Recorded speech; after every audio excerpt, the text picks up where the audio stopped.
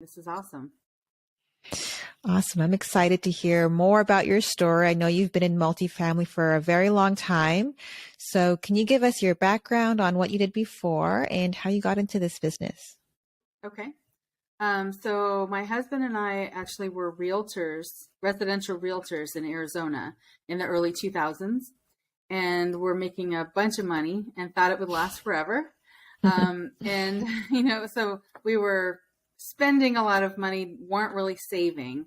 And then in 2007, a lot happened. That was when it became difficult to get buyers approved for loans, or starting to get difficult.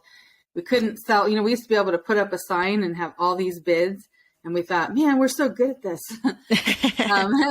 Didn't realize, it's obviously, it makes it a lot easier when you're like riding a bike downhill.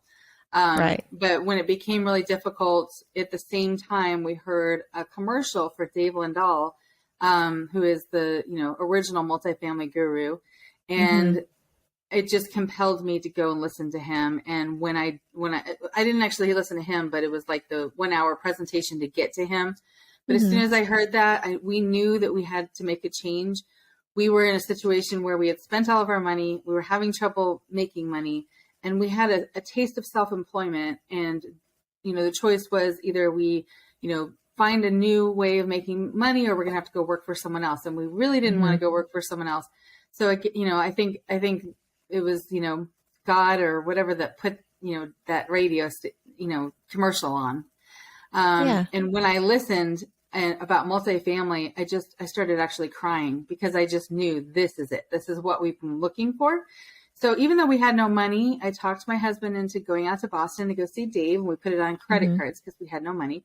And then once we were listening to him and everything that he talked about multifamily, we knew we were in. We got into a coaching program. It took us about a year, with going through all the roadblocks that students go through. And it's one of the reasons that I connect so well with students, is that we went through so much, this deal, we were in contract for the longest time on a deal that fell through. And it took us over a year to be able to actually close our first deal. And that was a 23-unit apartment complex in North Carolina. We lived in Arizona.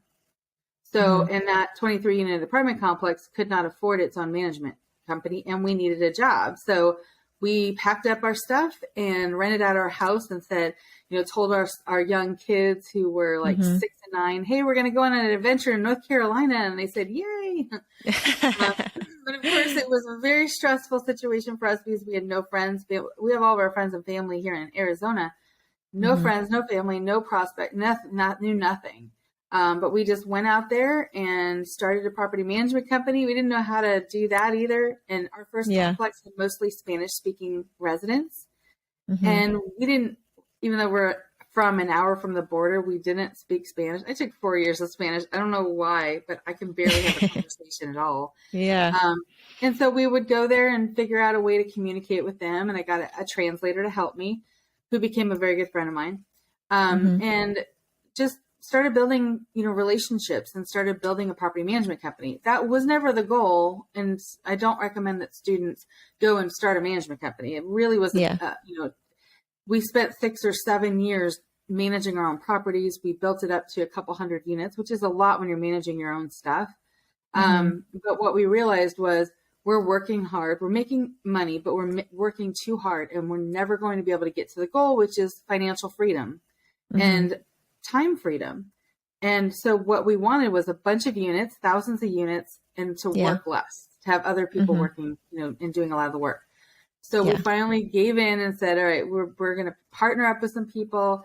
One thing that I bypassed was, we went through a couple of bad partnerships and just decided, we didn't want to partner. So we were doing a lot of this on our own. We were the GPs. We were running everything, and we had a few investors, but we were doing everything. And then in 2017, we met Ryan Woolley with Multifamily Capital Partners, and he introduced us to Tyler, and we just all hit it off. And Ryan and Tyler were in a position where they were raising money, and, they're great at it. They have that personality. And they love networking. Greg and I did fine raising money as realtors. It was not that difficult, but we don't like to go out and network. It's not really our thing. And they were raising money, but they wanted to get into North Carolina. North Carolina was a big market. That's why we moved there. And one of the reasons we moved there also is because a lot of the, the older people good old boys that own a lot of these multifamily properties, they like to trade within each other, with each other. They don't like outsiders. So we had to become locals, and they couldn't seem to get in. But they realized that we had broker relationships and we had a bunch of deals and they had money. And so we partnered up and ended up doing, I think, about 12 deals together through North Carolina. Then we moved to South Carolina and then Texas. So within about a year from bringing in third-party management and partnering up with other people, we went from a couple hundred units to a couple thousand. Wow. And now we're, on our way to 4,000, and even, sort of slowing down and starting to do some passive investing and doing a lot of mentoring and things like that. But, got it. So I like to talk a lot about teams, finding the other pieces to your puzzle, and making sure that, don't team up just because you have to, but wait until you find the right team, because it makes the world of difference. Absolutely. So walk me through the time frame of when all this happened. So when did you first go to that Dave Lindahl preview, and then, how long till you had the 200 plus units, and then you decided to stop doing the property management and all of that? So 2007 is when we signed up with Dave Lindahl, and that's when we started GLP Investments. So about 15 years ago. And we raised, money in 2007, 2008, closed our first deal in 2009. So it took us a bit. It was like mid 2009 is when we closed our first deal. And then after that, we closed several other deals. And we ended up with about 100 units that we were running for several years.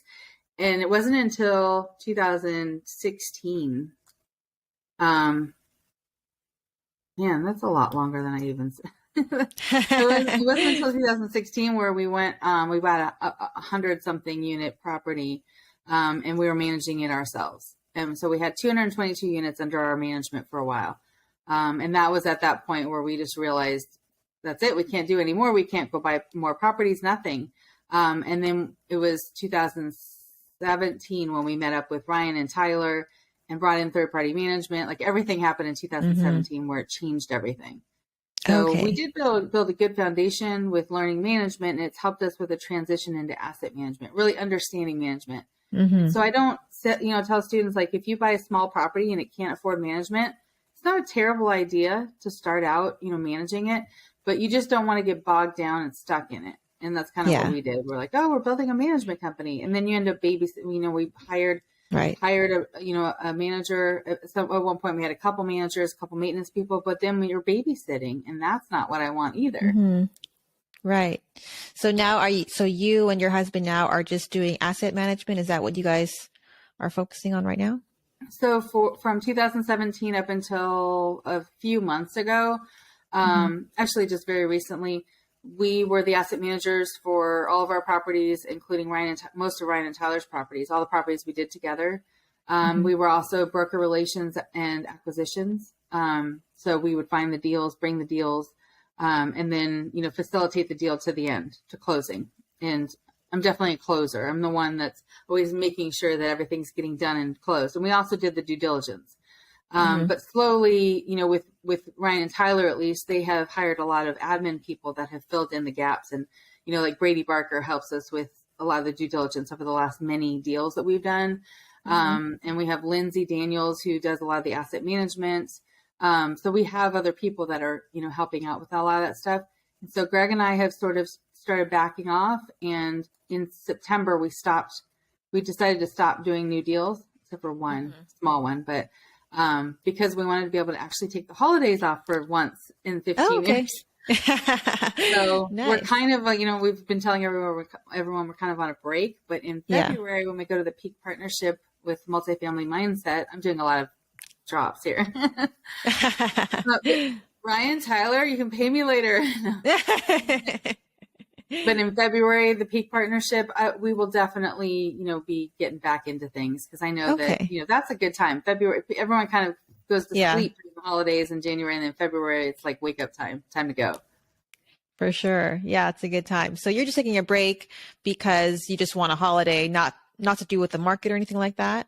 Well, the market actually made it a good time. We wanted to Mm-hmm. take a break anyway, but when the market started going sideways, Mm-hmm. we told Ryan, like, we need to take a break, just pause for a little bit and see what's going on. So Yeah. there's a lot of people that are, like, the beginning of the pandemic, Mm-hmm. early 2020, a lot of people stopped. In fact, most people, everything kind of stopped, right? Business stopped, the world stopped. Mm-hmm. Um, but we found a deal that was a really good deal. Like the property next door was very similar, comparable, and it sold for double per door than the one we wanted to buy. So it was Mm-hmm. a really good deal, and we were excited about it. We called Ryan and Tyler's like, I don't know. We have to kind of see what's going on with investors and what their appetite's like. And he called around, and their appetite was bigger than ever, because when people slow down, investors still need to put their money somewhere. So there were a lot more investors available because so many syndicators had slowed down. So same kind of thing right now. There's a lot of syndicators that are still going strong forward. And I still think there's a lot of investors out there, same problem. They need to put their money somewhere. So the ones that are not slowing down right now, I'm sure, are able to find the money. But for us, it was just a good time, because I don't know what's going on with the loans. It's gotten very complicated. And I think by Yeah. February, people, the lenders will sort of figure some things out. Hopefully they've got to come up with some creative ways of incentivizing people to want to do these loans. Otherwise, everything's going to be outside of the banks if the rates keep going up. Yeah. Yeah. The rates have really changed, the market obviously this whole year. So, hopefully 2023, which is coming up pretty soon, I think things will hopefully start to turn for the better. So we'll see I how don't think things. rates are going to go down. I think people are going to get more creative, and I think that Mm-hmm. more deals are going to become available. So sellers, and I am a seller right now too, so it's hard to be a Mm-hmm. seller.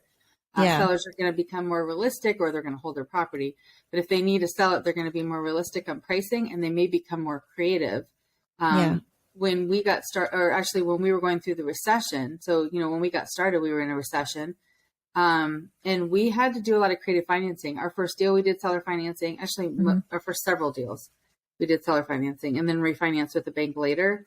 But seller financing might be the solution for a lot of people. My dad's was in the real estate industry forever, since the 70s. Mm-hmm. And he used to tell me stories about in the 80s when the rates were like 20%. Nobody could go to the bank. You couldn't afford anything. So people had to trade amongst themselves and come up with different ways of making deals happen without using banks. Got it. So, and there are a lot of different ways of doing it, but just when the rates are low and you can get it easily from the bank, why be Yeah. creative?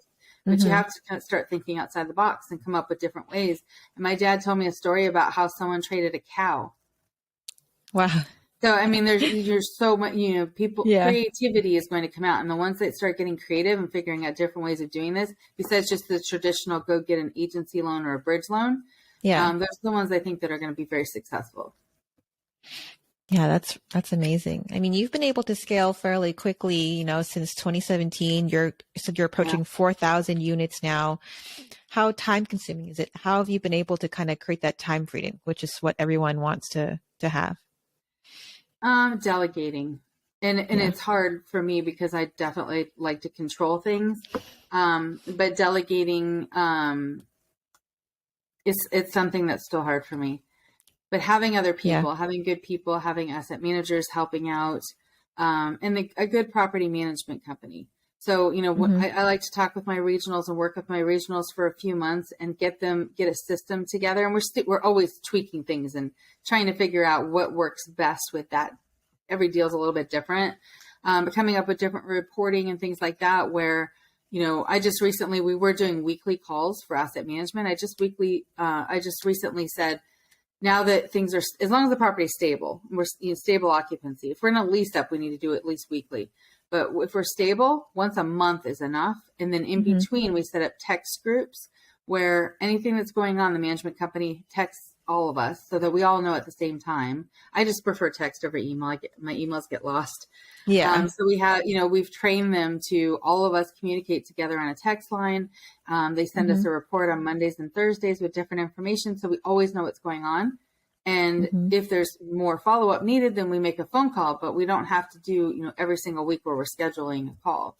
So just ways of streamlining things and keeping, keeping your hands on the deals on your properties without overwhelming yourself. It shouldn't be, if you've got a stable property, once you get it stable, it shouldn't be, an overwhelming task to keep it going. Got it.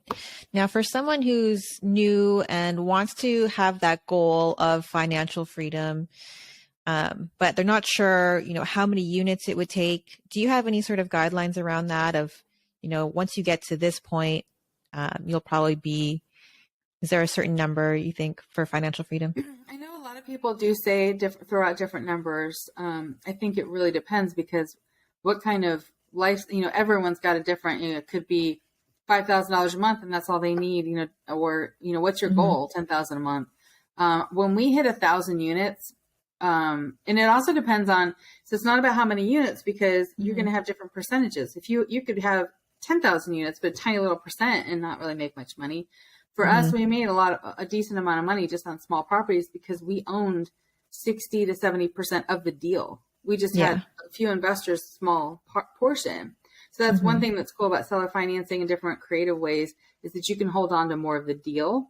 But I mean, 1,000 units is a really good first goal to get to. I don't know if that for everyone would be complete financial freedom, but I think that you could retire off of that depending on what your goal is. And it's kind of crazy because our goal is 1,000 units and I think it was maybe 10,000 clearing a month when we first started. And we thought that was, wow, we'll never make it to that, but wow. What happens though is that once you hit it, your spending goes up. Right. Yeah.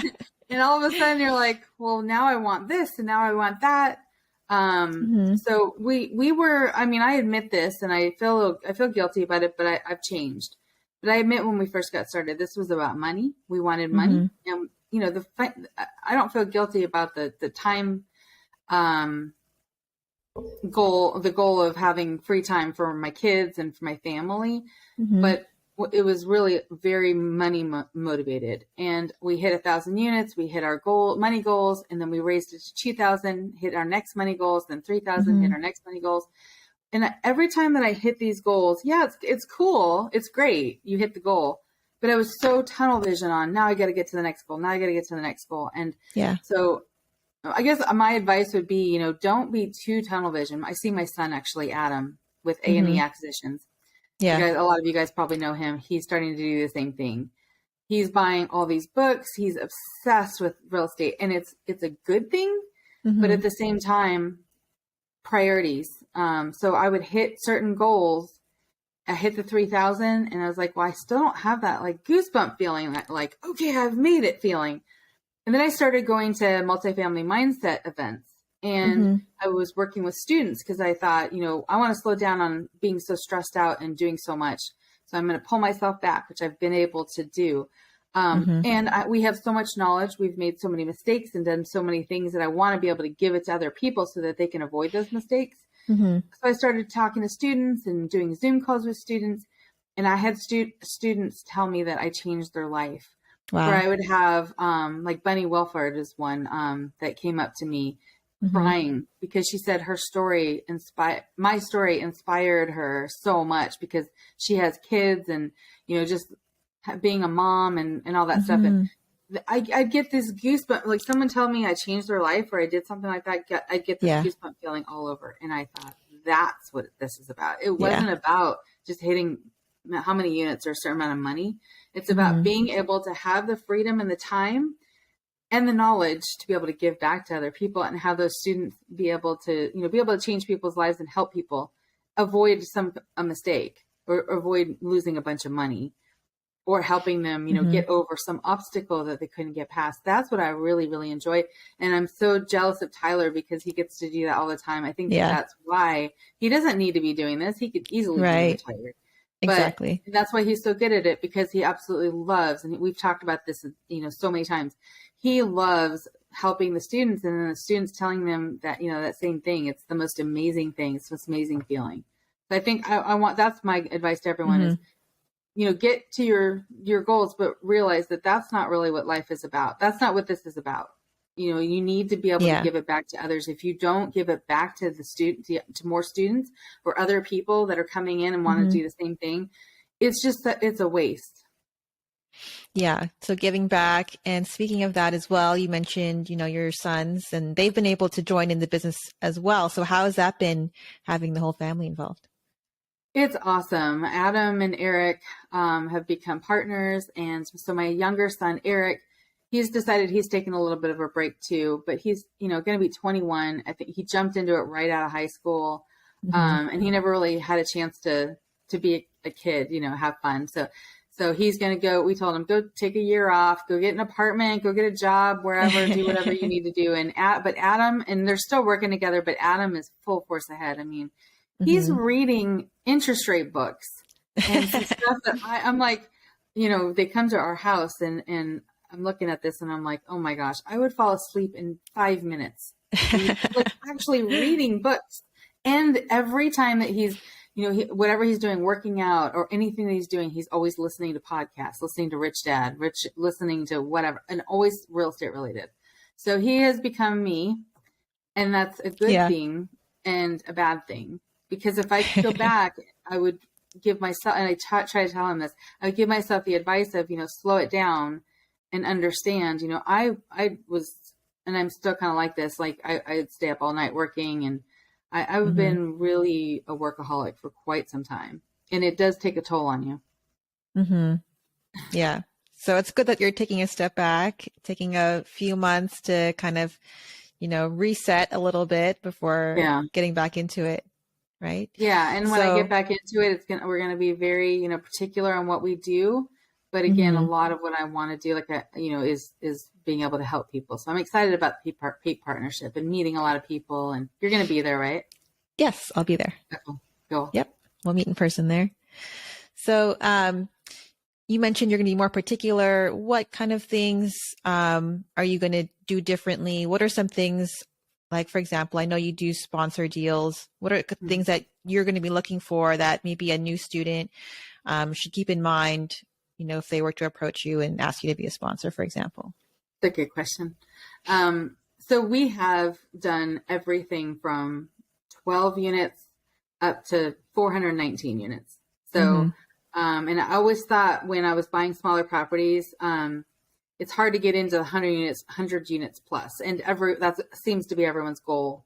But what I'm telling a lot of the students is that it's okay to start small with smaller deals.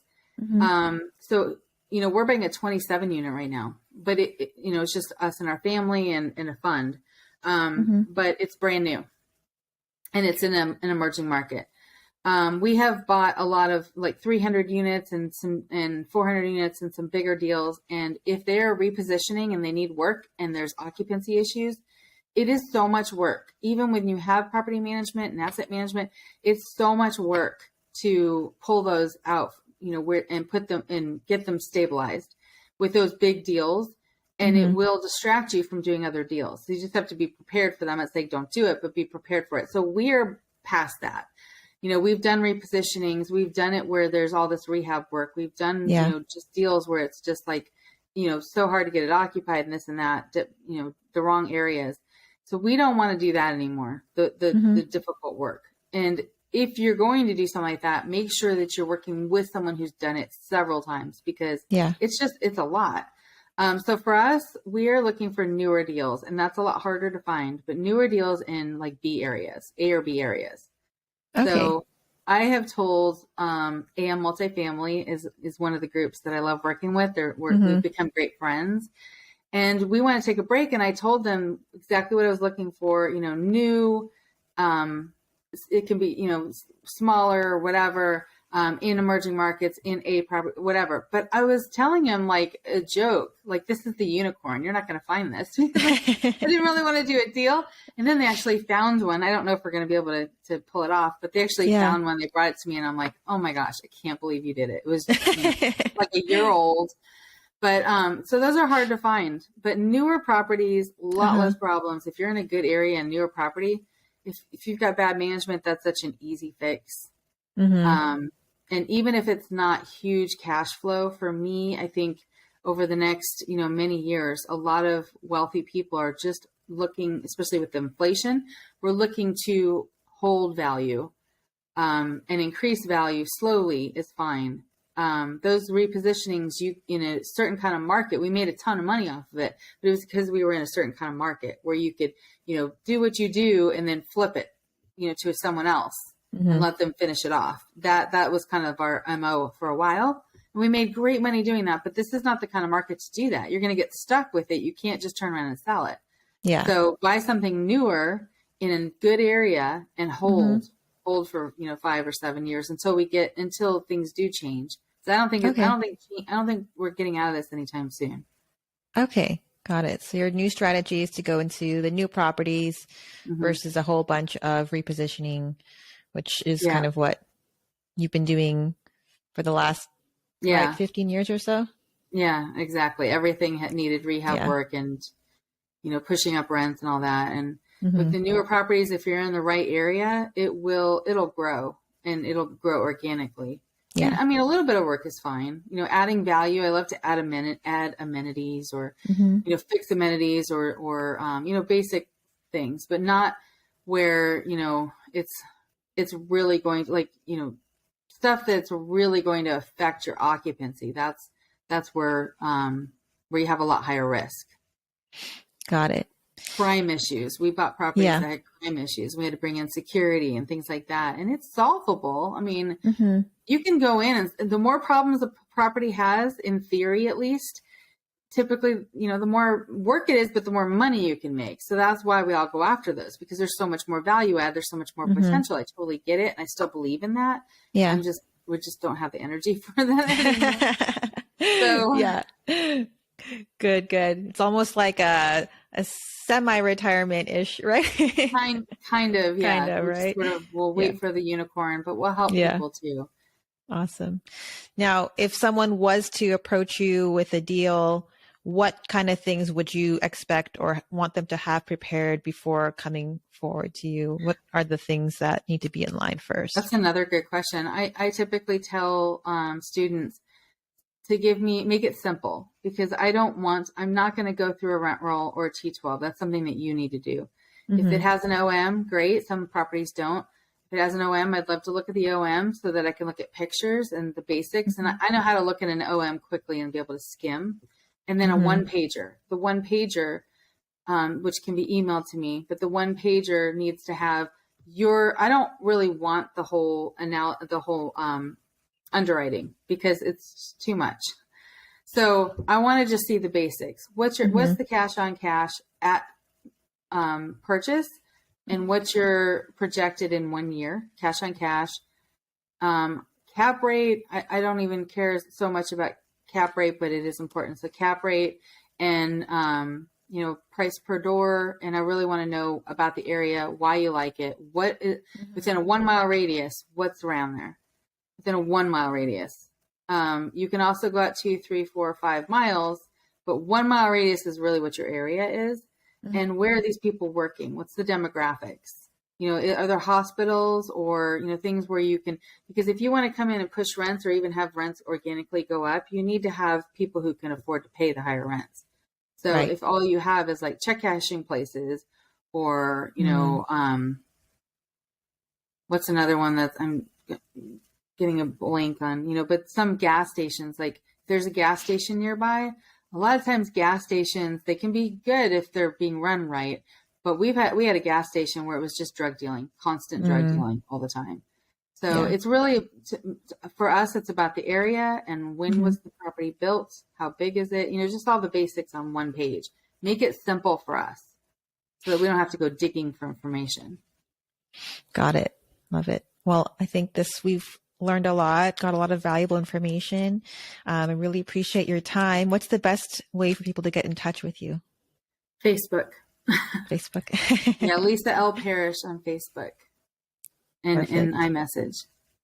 Awesome. So I'll include that link in the show notes as well. But again, Perfect. thank you so much for being here. We really Thank appreciate you. all you do to give back to the students and those that are getting started in real estate and learning from